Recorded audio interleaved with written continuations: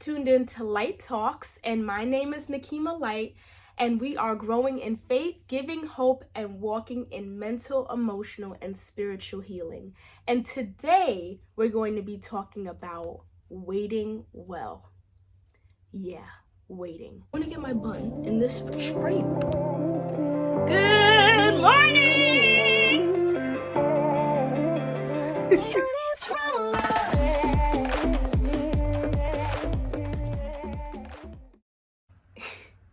I don't know about you, but I don't like to wait. And it was really interesting to me when I began to learn or mature and grow in my faith relationship. There was a lot of things that I learned that I just wanted to share with you. So first and foremost, how do we define waiting? To wait is to delay action until an appointed time or to stay where you are. Wait. And some truths about waiting is no matter how old we are, no matter our gender, no matter our religion, our culture, we all have to wait.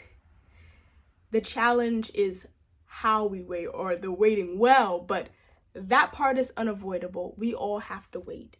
We're all waiting on something, and we're all waiting in different periods or seasons of our life.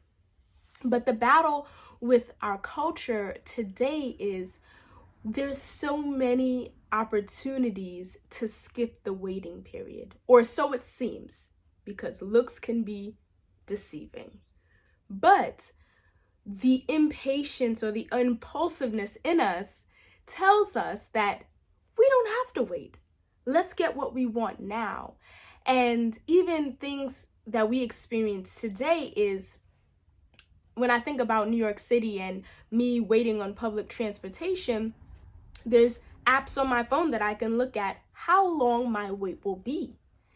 And getting used to things like that can be really challenging when it comes down to real life, because there's no timer to tell me how long certain aspects that I'm waiting on will take. Also, the challenge with thinking about, are we waiting in vain? There's a level of fear to waiting because we think we'll miss out on something. We think that as we see the person to our left and our right, that they're moving or they're going or they're experiencing or they're having, and we're not. And that can really cause emotional distress. But the truth is that we all have our own individual and personal journeys, and each and every one of us will go through seasons of waiting. Some examples that I want to give, essentially in relationships. When we are single, we're waiting to be in a relationship. When we're in a relationship, we may be waiting to be engaged. When we are engaged, we're waiting to be married. When we're married, we're waiting to have children. When we have children, we're waiting for them to get out of the house. Like, we're always in this process of waiting. And what I realized, even going through my season of courting, I'm now married, but me and my husband were courting for a number of years. It seemed like forever. And when I thought about this post, it was difficult for me to think back on those challenges, because now on the other side of it, where we're waiting to have children, that waiting period for marriage seemed like it went like that. But I know when I was in that season, it did not seem so. So now I have a level of appreciation for the waiting period or the waiting process. But even when I think about some of us may be waiting on a job or waiting on a promotion, and it's important to think about, well, what are we doing while we wait? Our level of entitlement to go to the next season could make us just fold our hands during that waiting period, instead of working or being productive or putting our best foot forward. You know, if I'm waiting on the job, am I getting my interview clothes ready? Am I updating my resume? Or am I just sitting in the room thinking that I'm just going to get a random call from someone someday? You know, what are we doing while we're waiting matters. Some truths that I've learned in my Christian journey about waiting: everyone has to wait, and God uses waiting. God uses the waiting room to cultivate us, to equip us, to prepare us, and to test us, to really test our heart with what we're waiting on. Are we having that thing more important than our relationship with Him? You know, it might be, for instance, a promise that is given to us, but essentially, has the promise become more important to you than the one who promised it?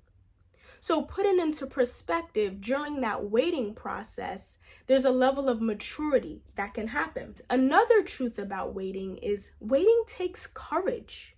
When everyone is avoiding the waiting or skipping past the waiting, and you're deciding, I'm going to wait because waiting matters to God, that takes a lot of courage and bravery. So you should be really happy about that resolve or that decision within your soul to wait. God promises to strengthen us during the waiting period if we purpose in our heart to wait well. So there's a level of grace that comes when we're waiting in the hands of God. When I think about, again, when me and my husband had gotten married, we called our covenant marriage or our relationship coming together the story of grace, because without the grace of God, we wouldn't have made it.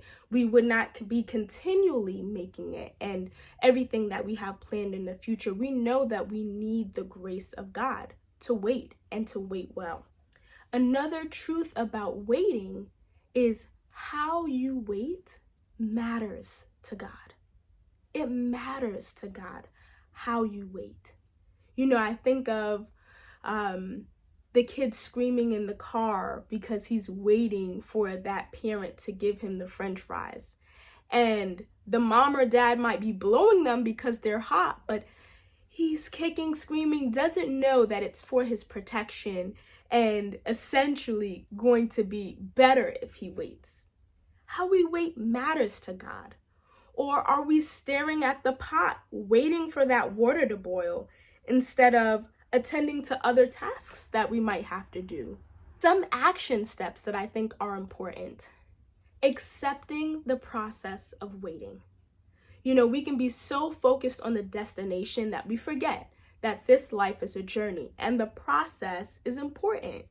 You know, so accepting that I will have to wait, accepting that everyone has to wait, so I'm not being slighted or punished because I'm in the period of waiting. That's important.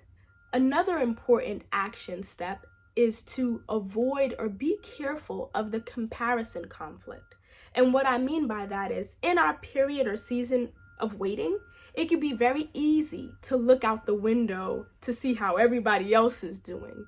You know, it can be very easy to be caught up on social media, scrolling through to see how everyone else is doing. That's not a crime, but be careful of what that might do internally or emotionally to you while you're in your period of waiting. How come they didn't have to wait so long? You know, for example, might be thoughts that might knock at your door. And to protect yourself, you know, what you take in with your eyes, what you take in through your ears, how you position yourself in your waiting period could be really important. You might want to distance yourself from certain aspects of social media, for example, or certain relationships if you are feeling very vulnerable in your period of waiting. Use wisdom on that. And lastly, find comfort in the promises of God. I know that really helped me in periods of waiting, and even now in a period of waiting. Psalm 27:14 says, "Wait on the Lord and be of good courage, for he will strengthen thine heart. Wait, I say, on the Lord." It's one of my favorite promises because it says to me that if I do wait, the covenant promises, if I do that, then God will strengthen me, then God will give me resolve and the endurance that I need to wait well. Another promise that I hold dear to my heart is in Romans 10:11.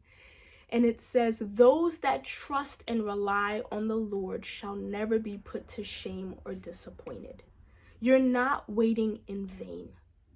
You're not waiting in vain. You know, the Lord has us right where He wants us. And sometimes us wrestling in that uncomfortability is literally wrestling with the will of God.